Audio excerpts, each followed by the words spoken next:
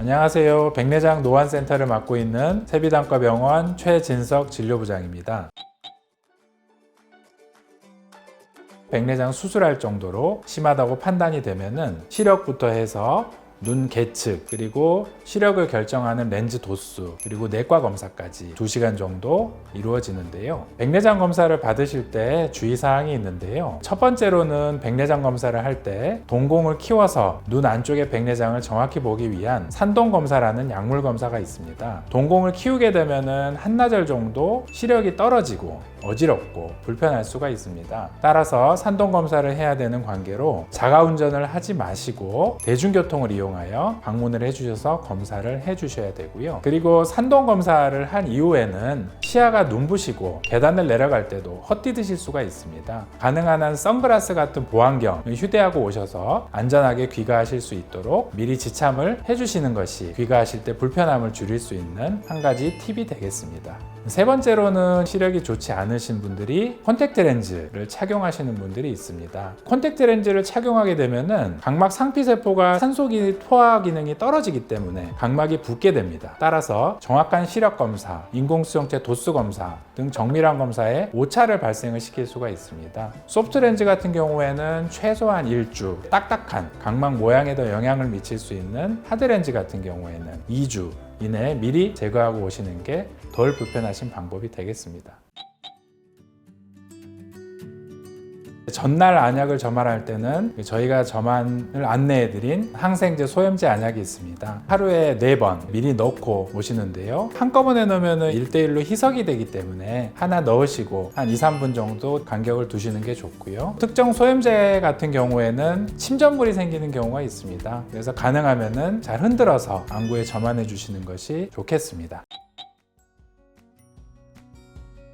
기존에 드시던 그 복용약 같은 경우에는 대부분 안과 수술이 국소마취이다 보니까 큰 영향이 없기 때문에 고혈압, 당뇨, 본인이 드시던 약은 그대로 드시고 수술하셔도 되겠습니다. 다만 일부 약제 같은 경우에는 꼭 미리 말씀해 주시고 안과 의사와 상의하셔서 수술하시는 게 좋을 것 같습니다.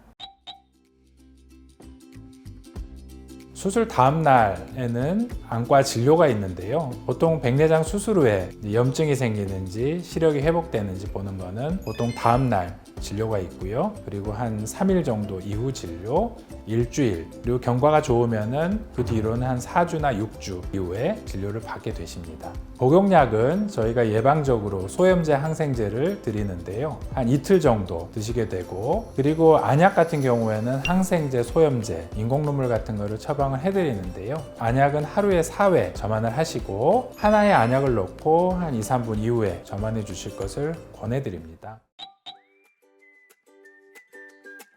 백내장 수술이 끝난 상태에서 눈에 이제 물이 들어가지 않도록 눈 주위를 닦아내시는 거는 일주일 정도 권해드리고요. 머리 감는 거는 머리카락이 아래로 내려올 수가 있기 때문에 뒤로 젖혀서 보호자분께서 감아주시는 거는 한 1-2주 이후에는 감으셔도 되는데 그 전에는 주의하셔야 되겠습니다. 비행기 탑승에 특별히 제한이 있는 건 아닙니다만 장거리 여행 같은 경우에는 2주 이후부터 이제 비행기를 탑승하시기를 권해드리고요. 음주나 운전, 격한 운동, 치과치료 같은 경우에나 발치, 그리고 머리 염색이나 펌어 같은 경우는 한 달 이후에는 대체적으로 가능하게 되겠습니다. 환자분들께서 수술 한 번 하면 평생 가는 거예요? 또 시력 떨어지면 어떡하지요? 라고 이제 걱정하시는 분들이 많이 있고, 실제로 안과 용어 중에 후발 백내장이라는 용어가 있습니다. 어떻게 보면은 오해를 줄 수 있는 그런 단어인데, 백내장 수술하고 나서 또 백내장이 생기는가 하는데 이거는 진짜 백내장은 아니고요. 저는 이제 환자분들께 가짜 백내장이라고 설명을 드립니다. 그 이유는 백내장이라는 거는 수술할 때 그 수정체 낭이라는 캡슐을 남겨놓고 백내장을 제거한 다음에 그 안에 인공수정체를 삽입하는 그런 과정이 되는데요. 이게 시간이 지나면서 수정체 낭 자체가 투명하다가 렌즈 상피세포가 증식하면서 창문에 이제 서리가 끼듯이 그렇게 흐려지는 증상이기 때문에 일반 분들은 수술했는데 다시 안 보여요 하고 불안해 하시거나 불평을 하시는 분들이 있습니다. 정말 백내장이 다시 쌓이는 게 아니고 수정체 낭 자체의 투명도가 떨어지는 것을 후발 백내장이라고 합니다. 따라서 이런 후발 백내장은 누구한테나 올 수 있고요. 이것은 큰 질병이 아닙니다. 치료 방법이 있는데 치료는 다시 재수술하는 게 아니고 외래에서 간단한 레이저 장비로 그 혼탁된 수정체낭을 일부 절개해서 열어주면은 백내장 수술 직후에 선명한 시야를 얻으실 수가 있고요. 또 좋은 점은 호발 백내장 레이저 치료를 받게 되면은 다시 재발 확률이 거의 없습니다. 따라서 백내장은 가능하면은 완치되고 호발 백내장도 완치되는 병이니 걱정하지 마시고 질병이 있을 때는 백내장 수술을 안과 전문의와 상의해서 받으시고 이후 경과 관찰 후 호발 백내장이 발생됐을 때 레이저 치료를 받으시면은 다시 선명한 시야로 회복되실 수 있겠습니다.